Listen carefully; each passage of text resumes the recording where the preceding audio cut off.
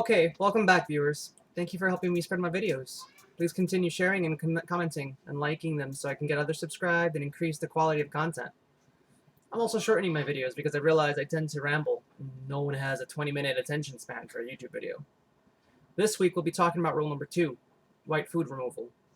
White foods, as I call them, are anything that was or is or will become white. These include starchy tubers, like potatoes, or carbohydrates like bread, pasta, and rice, and especially anything with sugar. Now, I use these categories widely. If it has corn syrup, it's still sugar. It's just a different form. Oh, but Chris, what about the whole wheat stuff? I hear that's good for you.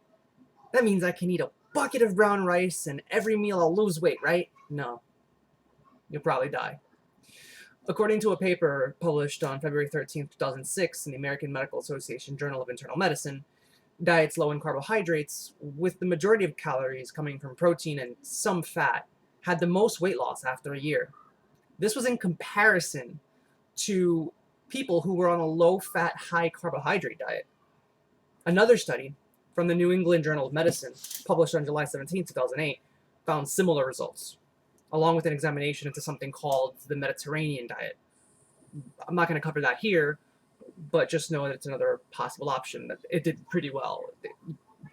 Participants found weight loss using this diet, as well as the low carbohydrate, high protein diet. My own personal anecdotal evidence agrees with these two studies. Carbs make you fat. Sorry, but it's #science. What can we do about it? Well, sticking to our first rule, we got to make a plan, right? We have to reduce the amount over time. We reduce the amount we eat. We're not eliminating white foods completely from our diet. We're just reducing the amount we eat. I kept my servings to approximately 1 or 2 a day. Usually a bagel in the morning for breakfast, maybe a spoonful of rice with dinner, like a tablespoon of rice. That's after cooking, not before. I would supplement the lack of food or the lack of calories, since carbs are so calorically dense. I would supplement that with green foods, or green things, as I sometimes call them. You know, vegetables, things in salads. I've already explained that I ate salads for lunch. That was one of the major changes I did. They'd always have one protein in them and some sort of fat. So the protein would usually be chicken or fish, and the fat would be usually sometimes some cheese, a very small amount of cheese, or maybe some avocado, sometimes bacon. Yeah, bacon. I know, right? Yes, you can still eat bacon and still lose weight. Remember, carbs here are the main enemy we're talking about, not fats. You still need fat in your system. You still need carbs in your system. I'm not saying to eliminate them completely, but you don't need that many. We're not running from lions anymore. We're not hunting down wild buffalo. I'm not an anthropologist. I don't know if that describes our history at all, but I imagine if you were doing anything like that, you'd probably need more energy. So carbs would be pretty beneficial then. However, if you're dreading the week where we talk about exercise, you probably don't need that many carbs.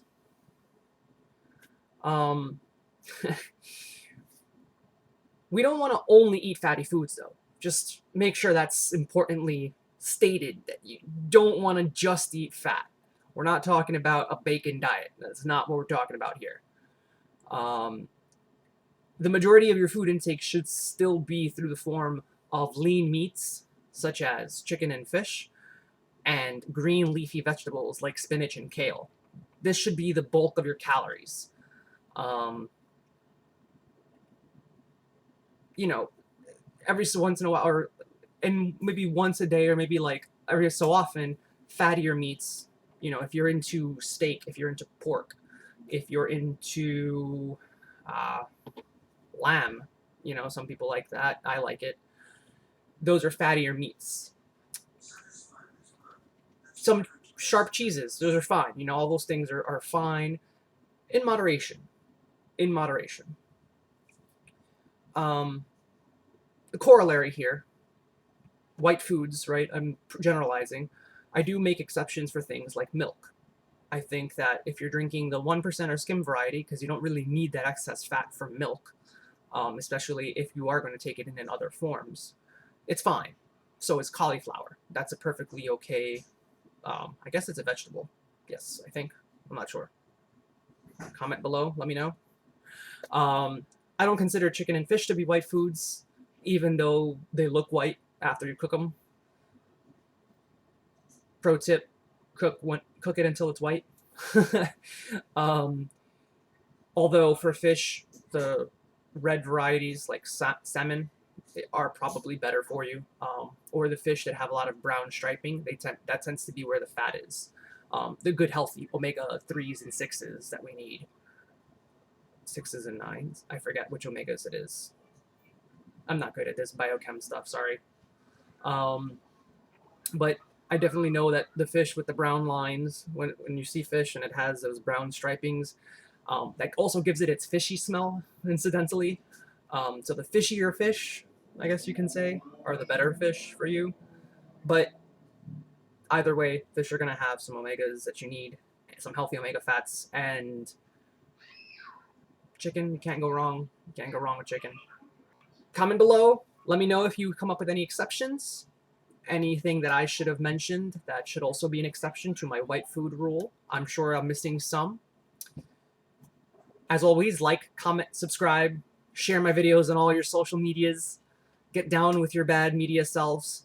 And especially if you think this video is helpful. Like if you think that this kind of information, especially that it's a little bit backed by science, I'm not just spewing anecdotal evidence at you, I'm kind of researching it as well and giving you stuff that is generally well accepted. I'm trying not to just come up with my own opinions about everything. Yeah. Next week we're going to talk about snacking, or the lack thereof. Remember, that's rule number 3. So keep track of your rules. Kind of review them. Keep them in your head. Write them down. Write them on your wall when you wake up so you see them on the wall. Don't actually write them on your wall unless, you don't care, in which case, I don't care.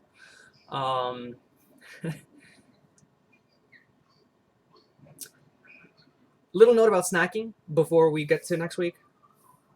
Don't skip next week just because you think you're not snacking. There's a good chance you are and you just don't even realize it. Most people don't realize exactly what they're eating. We'll also talk about quantities of food and how much we should really be eating. So check that out next week. See you then.